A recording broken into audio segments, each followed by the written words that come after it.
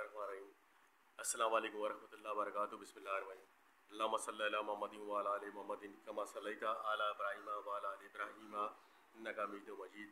اللہم بارک علی محمد وعلی آل محمد کما بارکت علی ابراہیم وعلی آل ابراہیم انک حمید مجید۔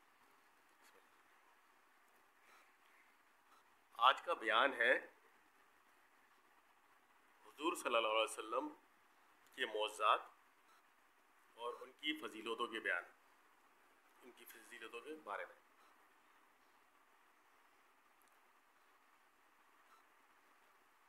ویسے تو آپ صلی اللہ علیہ وسلم کی فضیلتیں اور معجزات لا تعداد ہیں، ان میں سے چند آپ کے سامنے بیان کرنے کی کوشش کی جا رہی ہے۔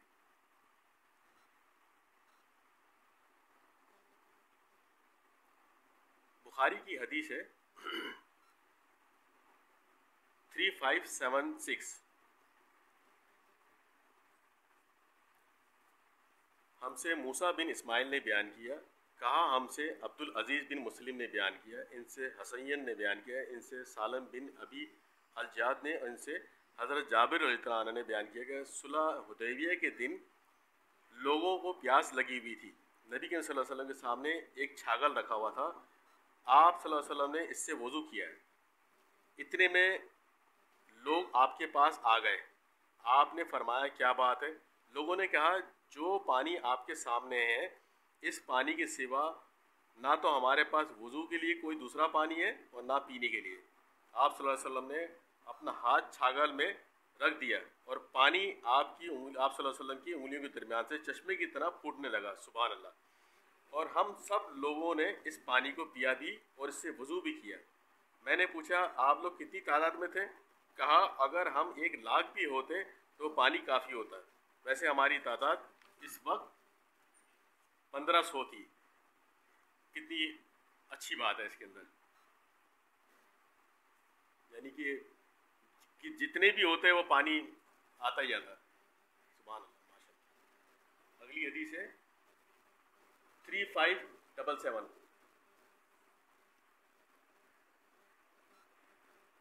برا بن عازب رضی اللہ عنہ نے بیان کیا کہ صلح حدیبیہ کے دن ہم 1400 کی تعداد میں تھے۔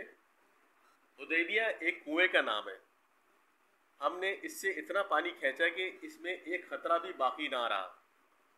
جب رسول اللہ صلی اللہ علیہ وسلم کو اس کی خبر معلوم ہوئی تو آپ صلی اللہ علیہ وسلم تشریف لائے اور کنویں کے کنارے بیٹھ کر پانی کی دعا کی اور اس پانی سے کلی کی اور کلی کا پانی کنویں میں ڈال دیا۔ ابھی تھوڑی دیر بھی نہیں ہوئی تھی کہ کنواں پھر پانی سے بھر گیا، ہم بھی اس سے خوب سیر ہوئے اور ہمارے اونٹ بھی سیر ہو گئے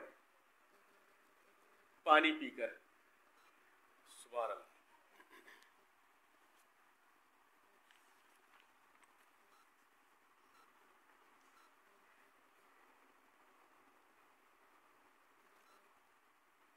صحیح بخاری 3584، جابر بن عبداللہ رضی اللہ عنہ سے کہ نبی صلی اللہ علیہ وسلم جمعے کے دن خطبے کے لیے ایک درخت کے تنے کے پاس کھڑے ہوتے، یا بیان کیا کہ کھجور کے درخت کے پاس، پھر ایک انصاری عورت نے یا کسی صحابی نے کہا کہ یا رسول اللہ کیوں نہ ہم آپ کے لیے ایک منبر تیار کر دیں؟ آپ نے فرمایا اگر تمہارا جی چاہے تو کر دو۔ چنانچہ انہوں نے آپ کے لیے ایک منبر تیار کر دیا ہے۔ جب جمعے کا دن ہوا تو آپ صلی اللہ علیہ وسلم اس منبر پر تشریف لے گئے، اس پر اس کھجور کے تنے سے بچے کی طرح رونے کی آواز آنے لگی۔ حضرت صلی اللہ علیہ وسلم منبر سے اترے اور اسے اپنے گلے سے لگا لیا، جس طرح بچوں کو چپ کرنے کے لیے لوریاں دیتے ہیں، آپ صلی اللہ علیہ وسلم نے بھی اسی طرح اسے چپ کرایا۔ پھر آپ نے فرمایا کہ یہ تنا اس لیے رو رہا تھا کہ وہ اللہ کے اس ذکر کو سنا کرتا تھا جو اس کے قریب ہوتا تھا، سبحان اللہ۔ یعنی کہ وہ درخت بھی جو ہے آپ صلی اللہ علیہ وسلم کا خطبہ سنتا تھا، تو جب وہ آپ صلی اللہ علیہ وسلم نے اپنا ممبر چینج کیا وہاں سے تو وہ رونے لگا۔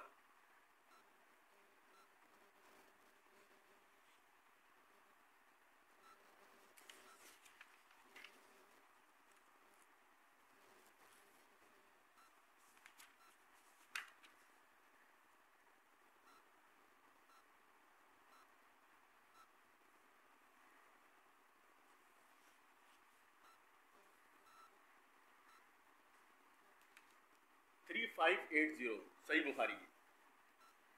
جابر رضی اللہ عنہ نے بیان کیا ہے کہ ان کے والد عبداللہ بن عمرو بن حرام جنگ احد میں شہید ہو گئے تھے اور وہ مخروص تھے.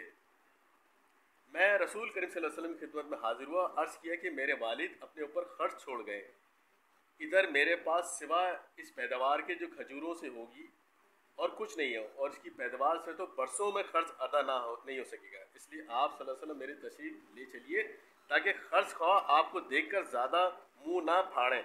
آپ صلی اللہ علیہ وسلم تشریف لائے لیکن وہ نہیں مانے.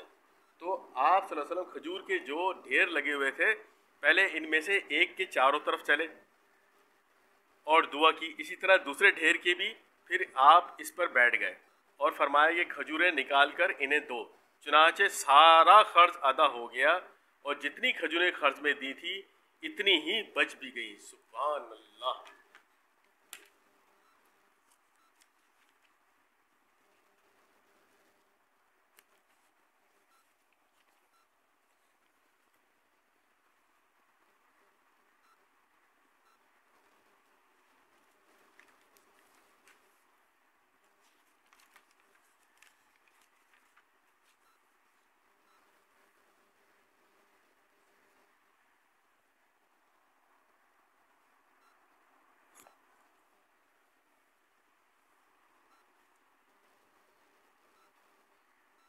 صحیح بخاری 4029.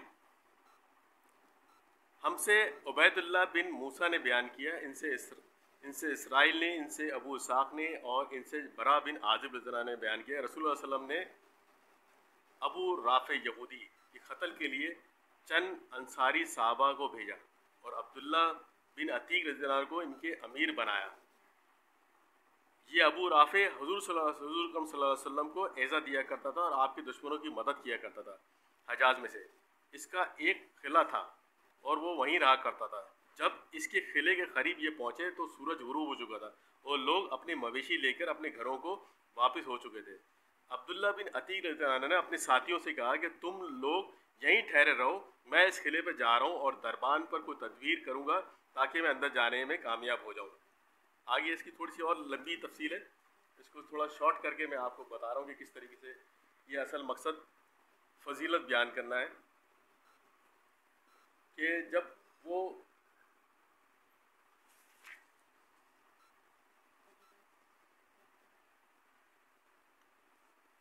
عبداللہ بن عتیق جب اس رافع کو قتل کر کے جب واپس آ رہے تھے تو ایک جگہ پہ گر پڑنے سے ان کی پنڈلی ٹوٹ گئی تھی. پھر جب وہ آنظر صلی اللہ علیہ وسلم کے پاس اس کی اطلاع لے کر آئے کہ رافع کا قتل کر دیا گیا ہے, کام اس کا تمام ہو گیا ہے, تو آپ صلی اللہ علیہ وسلم نے دیکھا کہ ان کی پنڈلی ٹوٹ چکی ہے. آنظر صلی اللہ علیہ وسلم نے فرمایا کہ اپنا پاؤں پھیلا. میں نے پاؤں پھیلایا تو آپ نے اس پر اپنا دست مبارک پھیرا اور پاؤں اتنا اچھا ہو گیا جیسے کبھی اس میں مجھ کو کوئی تکلیف ہوئی نہ تھی.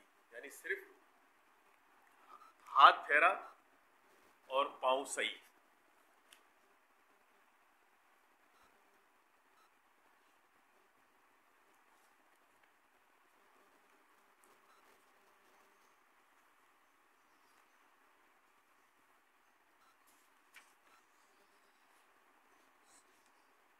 صحیح بخاری 6281. انس رضی اللہ عنہ نے کہ ان کی والدہ ام سلیم نبی کریم صلی اللہ علیہ وسلم کے لیے چمڑے کا فرش بچھا دیتی تھی اور آپ صلی اللہ علیہ وسلم ان کے یہاں اسی پر خیلولہ کرتے تھے. بیان کیا پھر جب آن صلی اللہ علیہ وسلم سو گئے اور بیدار ہوئے تو ام سلیم رضی اللہ عنہ نے آن صلی اللہ علیہ وسلم کا پسینہ اور جھڑے ہوئے بال آپ کے لے لیے اور پسینے کو ایک شیشی میں جمع کیا اور پھر سکھ ایک خوشبو ہے میں سے ملایا. بیان کیا کہ پھر جب انس بن مالک رضی اللہ عنہ کی وفات کا وقت قریب ہوا تو انہوں نے وصیت کی کہ اس سکھ جس میں آن صلی اللہ علیہ وسلم کا پسینہ ملا ہوا تھا میں سے ان کے حنوط میں ملا دیا جائے. پھر ان کے حنوط میں ملا دیا گیا. یعنی کہ صحابہ جو ہے وہ آپ صلی اللہ علیہ وسلم کے پسینے کو جمع کر لیا کرتے تھے, خوشبو کے طور پہ استعمال کرتے تھے. ان کے پسینے سے بھی خوشبو آتی تھی.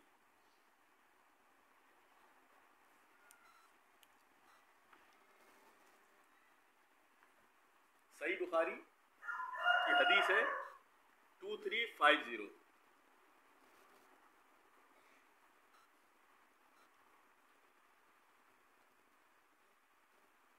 لوگ ابو ہریرہ سے فرماتے تھے کہ یہ بہت حدیثیں بیان کرتے ہیں،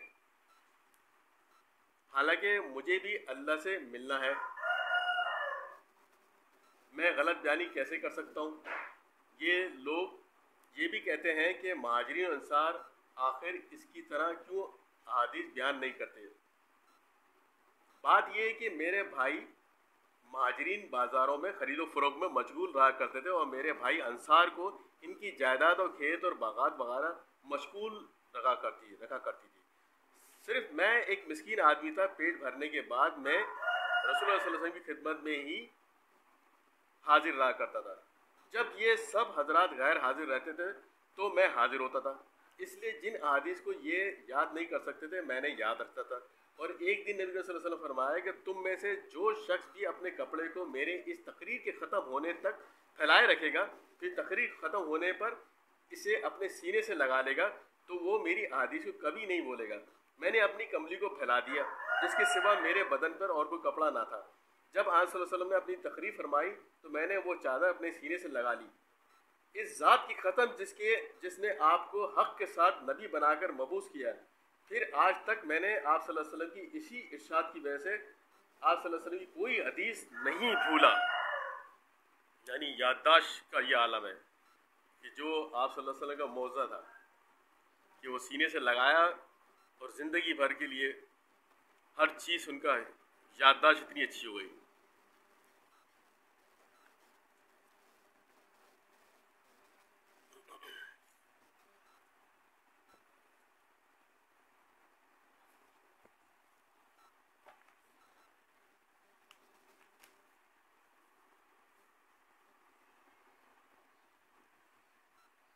صحیح بخاری کی حدیث ہے 933.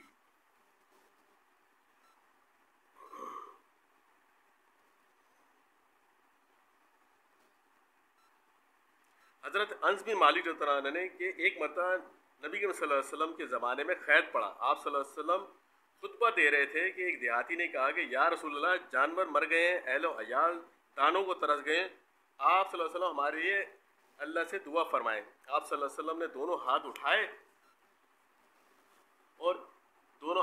دعا کی. اس وقت بادل کا ایک ٹکڑا بھی آسمان پر نظر نہیں آ رہا تھا. اس ذات کی قسم جس کی ہاتھ میں میری جان ہے، ابھی آپ صلی اللہ علیہ وسلم کے ہاتھوں کو نیچے بھی نہیں کیا تھا، آپ صلی اللہ علیہ وسلم نے اپنے ہاتھوں کو نیچے بھی نہیں کیا تھا کہ پہاڑوں کی طرف سے گھٹا امنڈ آئی، اور آپ صلی اللہ علیہ وسلم ابھی ممبر سے اترے بھی نہیں تھے کہ میں نے دیکھا کہ بارش کا پانی آپ صلی اللہ علیہ وسلم کے ریش مبارک سے ٹپک رہا ہے. اس دن اس کے بعد اور متواتر اگلے جمعے تک بارش ہوتی رہی. سبحان اللہ، سارا مدینہ تالاب کی طرح بن گیا. عید گڑھ سے آنے والے بھی جو ہے اپنے یہاں بھرپور بارش کی خبر دیتے رہے. دعا کرتے کہ ساتھی اسی وقت ہاتھ نیچے آنے سے پہلے بادل آ گیا. سبحان اللہ.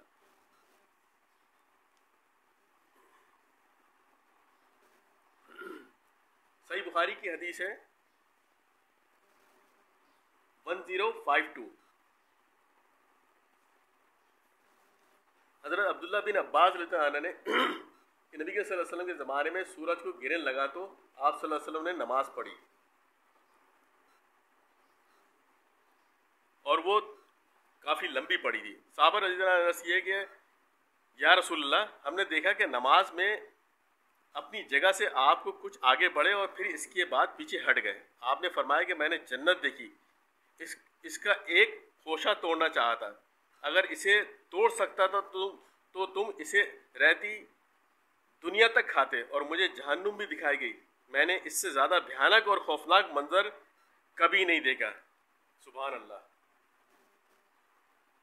نماز میں آپ صلی اللہ علیہ وسلم کو جو ہے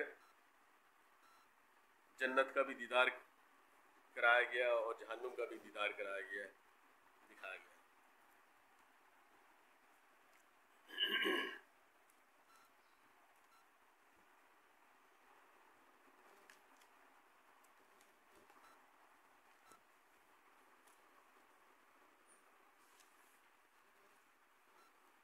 صحیح بخاری کی حدیث ہے 170.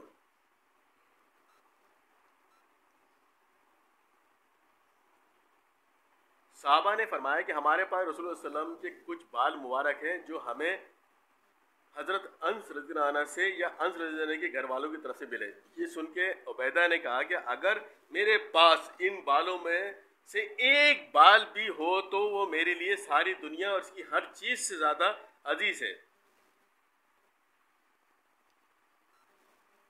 171 بخاری. وہ انس رضی اللہ عنہ سے نقل کرتے ہیں کہ رسول کریم صلی اللہ علیہ وسلم حجۃ الوداع میں جب سر کے بال منڈوائے تو سب سے پہلے ابو طلحہ رضی اللہ عنہ نے آپ کے بال لیے تھے. تبرک کے طور پہ بال مبارک جو ہے صحابہ جمع کر کے رکھتے تھے اور وہ چیزیں آج تک بھی موجود ہیں.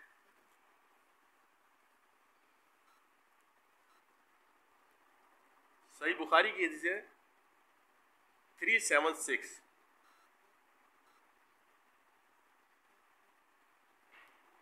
ابو حذیفہ وہب بن عبداللہ سے کہ میں نے رسول اللہ صلی اللہ علیہ وسلم کو ایک سرخ چمڑے کے خیمے میں دیکھا اور میں نے یہ بھی دیکھا کہ بلال رضی اللہ عنہ حضرت صلی اللہ علیہ وسلم کو وضو کرا رہے تھے اور ہر شخص آپ کے وضو کا پانی حاصل کرنے کے لیے ایک دوسرے سے آگے بڑھنے کی کوشش کر رہا تھا.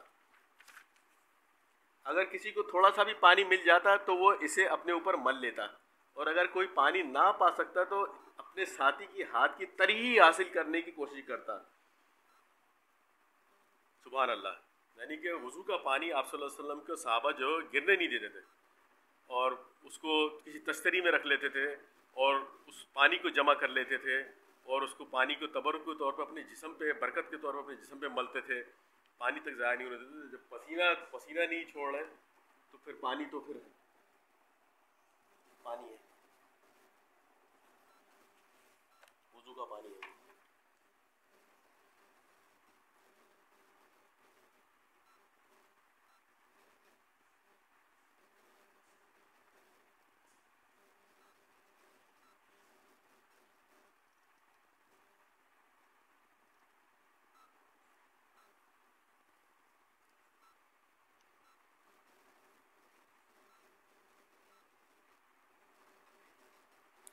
صحیح بخاری 719.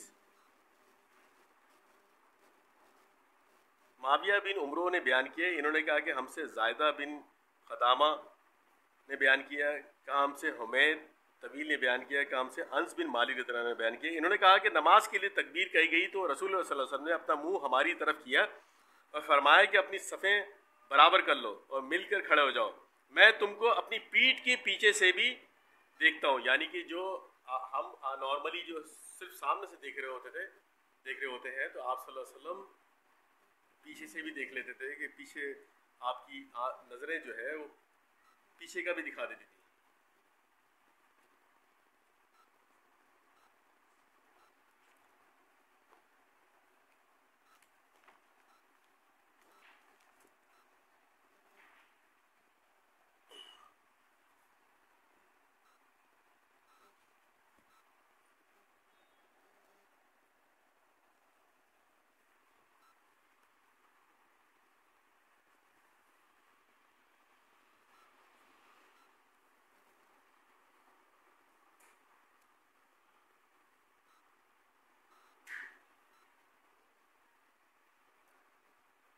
صحیح مسلم کی حدیث ہے, اس میں روزے کے بارے کے اندر ہے, آپ صلی اللہ علیہ وسلم کا اس میں بھی موضع ہے. عبداللہ سے روایت ہے کہ نبی صلی اللہ علیہ وسلم منع فرمایا وصال سے, یعنی روزے پر روزہ رکھنے سے, کہ جس کے بیچ میں افطار نہ ہو. تو لوگوں نے عرض کی کہ آپ صلی اللہ علیہ وسلم تو وصال کرتے ہیں, روزہ رکھتے ہیں. آپ صلی اللہ علیہ وسلم نے فرمایا کہ میں تمہاری طرح نہیں ہوں, مجھے تو کھلایا جاتا ہے پلایا جاتا ہے, تمہاری یعنی پروردگار کی طرف سے. ابو ہریرہ نے کہا کہ منع کی رسول اللہ صلی اللہ علیہ وسلم وصال سے. تب ایک شخص نے عرض کی کہ یا رسول اللہ آپ صلی اللہ علیہ وسلم وصال کر لیتے ہیں؟ تو فرمایا رسول اللہ صلی اللہ علیہ وسلم نے کہ تم میں سے کون ہے جو میرے برابر میں ہے, کون ہے جو تم میں, کون ہے میرے برابر میں, تم میں سے کون ہے میرے برابر میں. میں تو رات کو رہتا ہوں کہ کھلاتا ہے مجھے پروردگار میرا اور پلاتا ہے، پھر لوگ باز نہ رہے۔ یہ کمال محبت اطاعت تھی رسول اللہ صلی اللہ علیہ وسلم کے صحابہ کی، اور انہوں نے اسی پر نئی کو برات شفقت سمجھا وصال سے، روزے سے۔ تو آپ صلی اللہ علیہ وسلم نے ان کے ساتھ وصال کیا۔ ایک روزہ پھر دوسرے روزہ پھر چاند دیکھا گیا، اور فرمایا صلی اللہ علیہ وسلم اگر چاند نہ ہوتا تو میں زیادہ وصال کرتا۔ اور یہ فرمانا صلی اللہ علیہ وسلم کا زج و بیخ کی راہ سے تھا، زجر و توبیخ کی راہ سے تھا، جب وہ باز نہ رہے وصال سے۔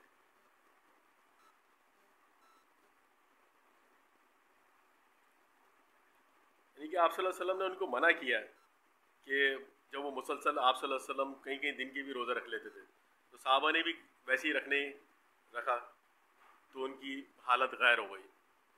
تو آپ صلی اللہ علیہ وسلم نے ان کو منع کیا کہ بھائی تم میری طرح نہیں ہو،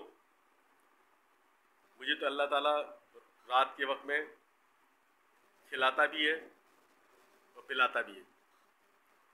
سبحان اللہ۔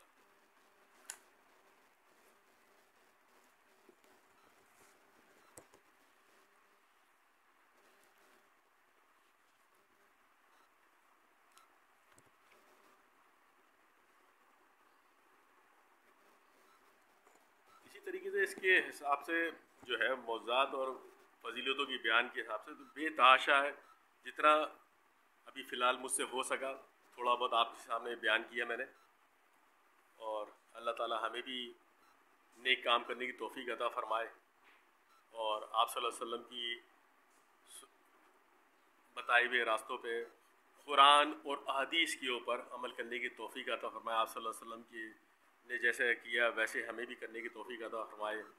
ربنا آتنا فی الدنیا حسنۃ وفی الآخرۃ حسنۃ وقنا عذاب النار، رب اجعلنی مقیم الصلاۃ ومن ذریتی ربنا وتقبل دعا، ربنا اغفر لی ولوالدی وللمؤمنین یوم یقوم